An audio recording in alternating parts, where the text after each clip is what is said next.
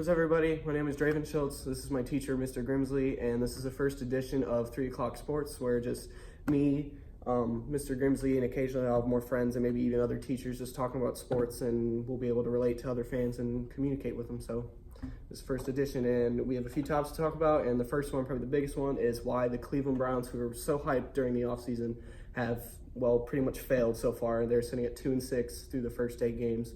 What do you have to say?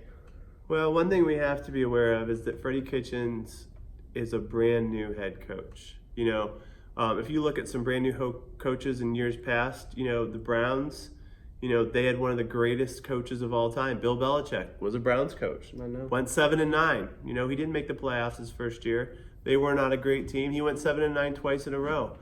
Being an offensive coordinator is way different than being a head coach. The micromanaging, the managing these egos. You brought in OBJ. It's a whole different situation managing a whole bunch of egos instead of just managing an offense. What do you think? I agree with you. I feel like maybe Freddie Kitchens kind of got hired as a head coach too fast. I remember during the offseason, I actually liked Freddie as a possible head coach candidate, but not right away. I thought maybe you could bring in a guy like Bruce Arians, who is close friends with Freddie Kitchens, to be the head coach and kind of groom Freddie, because obviously, like you said, you have to deal with more than just calling plays, because when he was the offense coordinator, his only job was just obviously to get the offense going and run it well. And he did well last year with Todd Haley and Hugh Jackson's offense, and now this is a brand new offense that isn't his offense. It's Todd Monken's offense that he brought from Tampa Bay.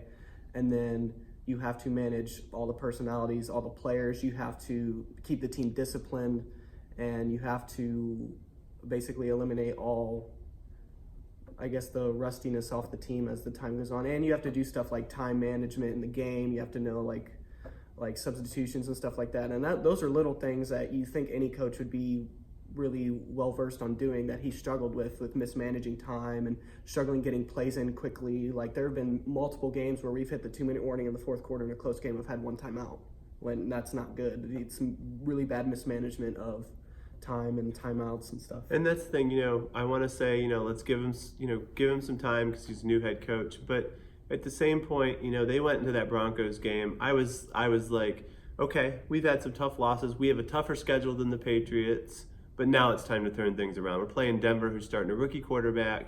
We're going to win this game. We're going to play some teams that are struggling. But boy, did they look bad. It's hard to be a fan after that Broncos game. And you know what? They're actually losing control. The thing with the player on Twitter, that was just disastrous. One of the biggest things is the discipline. And you just see, I've seen a lot of players, coaches lose their jobs because they lose control of the team. Sometimes you just can't be a nice guy. You got to be that Bill Belichick. Don't put up with anything. You make too many mistakes, you're gone. You lose your job. In real life, if you don't do your job, you're fired.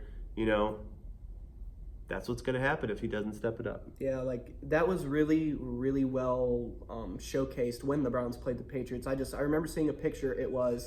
They were taken within seconds of each other. It was the Browns sideline and the Patriots sideline. Nothing really specific, just the sideline, the players, and how everything was organized. And on the Patriots sideline, everyone was in their spot. They were all within the borders of the sideline. They were all standing, kind of well grouped and seemed very organized. And it looked like they had done this a million times. Whereas the Browns, they had players all over the place. They had players outside of the borders. They had coaches all over the place.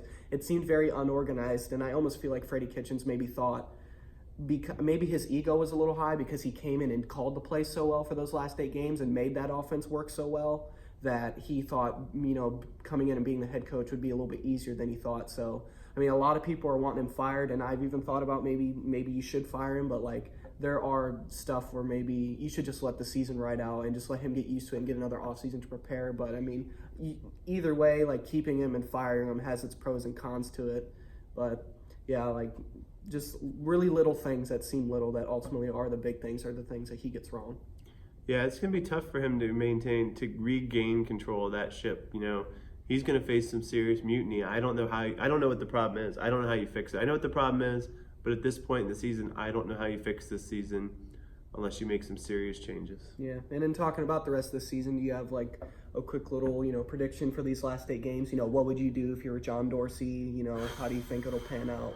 Well, you got to get that win. You get to win this week. If you get a win this week, attitudes change a little bit. The schedule gets a little bit easier. You're playing a tough defense. win this week. And if you can't win this week, I just don't know what you do. It's a lost season. Yeah, I agree. I think, I mean, we're 2-6.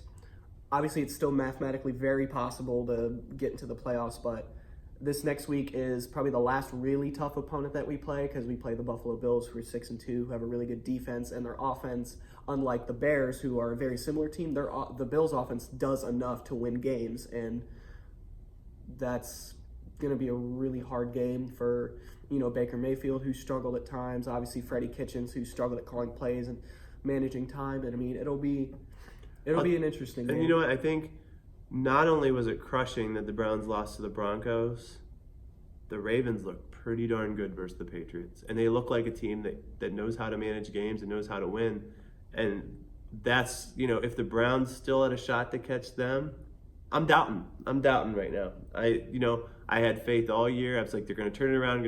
The Ravens aren't very good. I'm in the same boat. Now I'm starting to change my tune a little bit. Yeah, so if I guess, I'll say this. If I was John Dorsey right now, I would give Freddie Kitchens maybe 2 more games to kind of see if he can make some adjustments. If he shows no sign of wanting to make adjustments or still kind of overly believing in himself and thinking everything will go well and just fix itself, then I think you ultimately have to let him go. Maybe elevate Steve Wilks to the head coach for the rest of the year, because he has been a head coach before, and just, I mean, he needs to learn how to discipline the team. But as for like prediction wise, I mean, the last 8 games, we do play some easier opponents. I'll be a little more conservative. I say we'll finish 5-11, third in the division. Baltimore, I mean, they just look really good. And Pittsburgh, even though they might be the least talented team in the division, and that's a lot saying with the Bengals being in our division, but they're just so well coached and have had the same, core for so long that they've been able to be 4-4 and beaten some tough teams. And even though they've looked bad against teams like the Dolphins, that they'll be able to ride out the season, maybe go 7-9, 8-8, and they'll probably finish second. Obviously, the Ravens, they look in great. general. The NFL is tough to tell. You see elite teams struggling against teams like the Dolphins all the time. Mm-hmm. So there's nothing to say that the Browns can't shock some people. Yeah, you never know. They could win the last 8, finish 10-6. You never know. I've seen it happen before. Yep. Especially in sports. I remember the year when Pittsburgh just went on fire and ended up winning the Super Bowl. Yeah. They were wild card. They kind of snuck in there and then just killed everybody. Yeah. All right, well, that was our big topic. We have a couple more to talk about. The next thing I wanted to talk about was, kind of some first impressions of the NBA season that just started over the last few weeks. Each team has played like 5 to 8 games. Is there any teams or players or like surprises that you've seen, or even disappointments to start the season? Surprises and disappointments. I think the Cavs. The Cavs are a little bit of a surprise. They're playing a little better than people thought they would. Last year was such a disaster. You kind of just blow them off like we're starting to do with all the Cleveland teams. But, they're watchable. They're kind of fun to watch.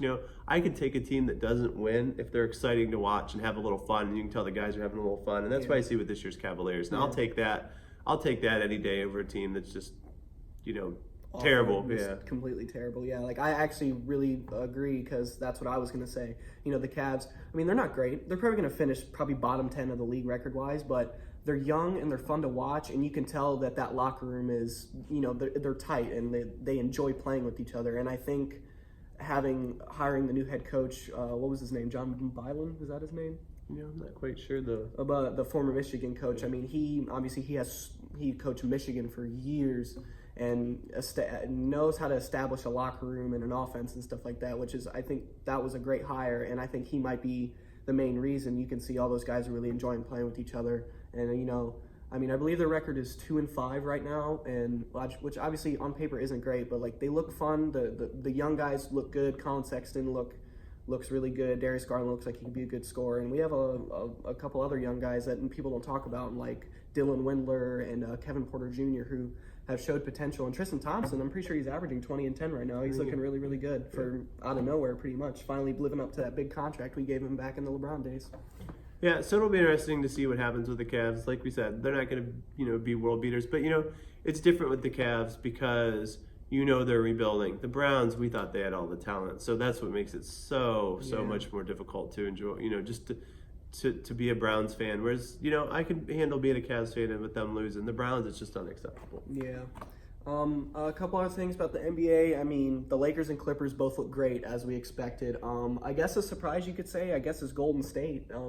Obviously, no one thought they were going to be the same, but I mean, when you have players like Steph Curry, D'Angelo Russell, you have Draymond Green, obviously Klay Thompson's hurt right now, and all three of those guys were injured and out the last game or two, I believe. But even when they were on the court together, it just didn't look like it worked. Like it looked like D'Angelo and Steph just didn't work well together. It looks like they enjoy playing together, but the reason why Steph and Klay work so well is that Klay doesn't need the ball constantly. He works really well off the ball and can move.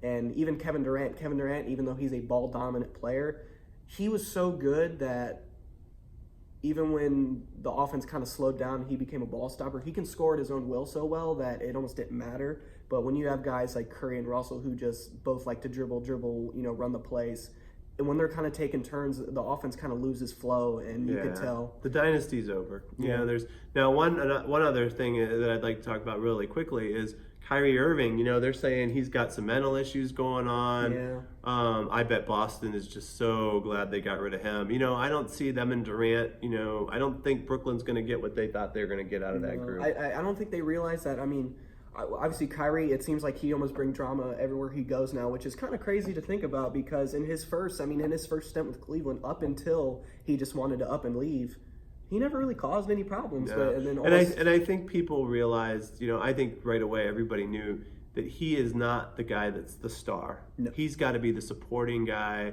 that, makes plays and, steps it up when that star needs him, gets the ball to star, gets those assists. Yeah.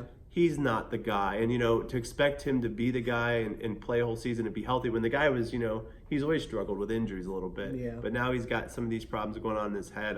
That's a disaster. Yeah. I mean, I don't know because I think that's why he went to the Nets, obviously, because he'd have Kevin Durant to be the guy who's, people have called Durant better than LeBron at times, but I don't think he realized, and I don't know if players just want to continue to believe that they can come back from Achilles injuries and be the same, but almost every professional athlete that has torn their Achilles is never the same athletically. And with Durant's style of game, I mean, he'll still be able to shoot jump shots. His jump shot will always be really good, but he won't be able to drive the same. I mean, his movement will be a lot different. And he's not playing on the greatest team ever assembled. Yeah, that's true as well. So, I mean, we'll just have to see what happens. I don't believe in the Nets personally. I think they're going to fall apart.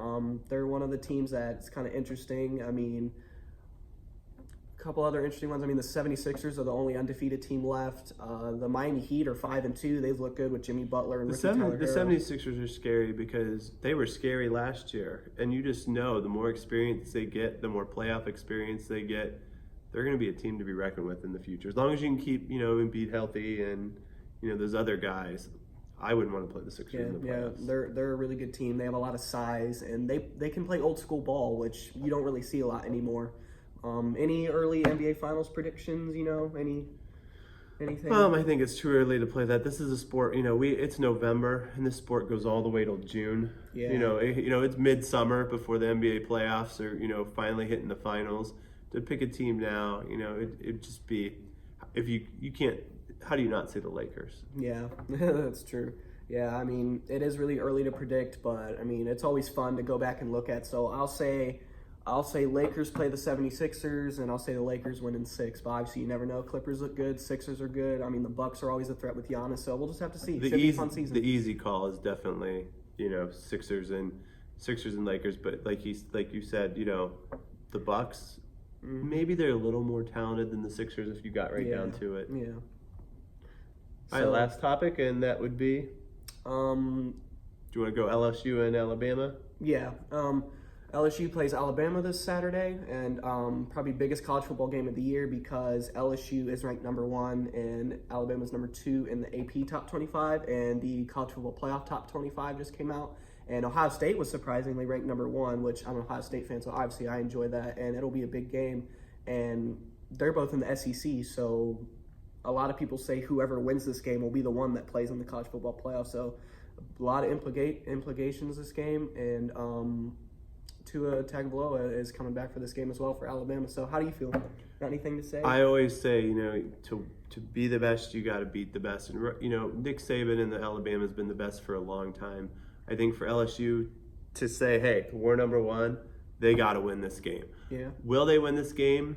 I've seen it happen. I've seen a new team rise to the occasion, and maybe they are better than Alabama, but I'm gonna go Alabama until I see the top dog gets knocked off. Yeah, I agree. I mean, LSU, they're really fun to watch. They're really good. Joe Burrow is proving to be really good, but Alabama, just year after year after year, they are consistently great, and Nick Saban is just a consistently great coach.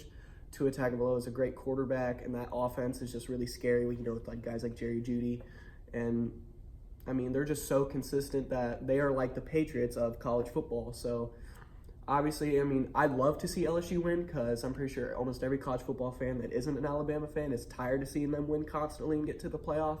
So root for LSU, but you know what? I don't care who wins because this year it's Buckeyes. They just look amazing. Yeah, they look great. It's hard to tell because some people say the SEC is a better conference than the Big Ten. I don't know. People say that. The Big Ten, I mean, they're really, really good. Believe they had 5 teams in like the top 12 last week. So, yeah. So what happens? I'm really curious to see. I think Ohio State wins out. They play in that championship game, and I'm really interested to see. And it's probably going to be one of these two teams. Yeah, I mean, don't sleep on Clemson though. You got Clemson up there. Don't sleep on them. People have been doubting Clemson. I mean, even I've been doubting Clemson because they've looked kind of rough in some games, and Trevor Lawrence looks like he regressed a little. But I mean, you can't count them out because they're also another team that's really well coached and just have a lot of depth. And they've been there before, and they've won it before. Yep. So can't count those teams out. Yep. Well, that was our 3 topics today. If you watched all the way through the video, thank you for watching. And this has been 3 O'Clock Sports. This is the first episode. Like I said, there will be many more to come. And if this is something you could enjoy, like the video, consider subscribing and follow me on Instagram and Twitter, and I will link that below. Thanks for watching. All right, see you later.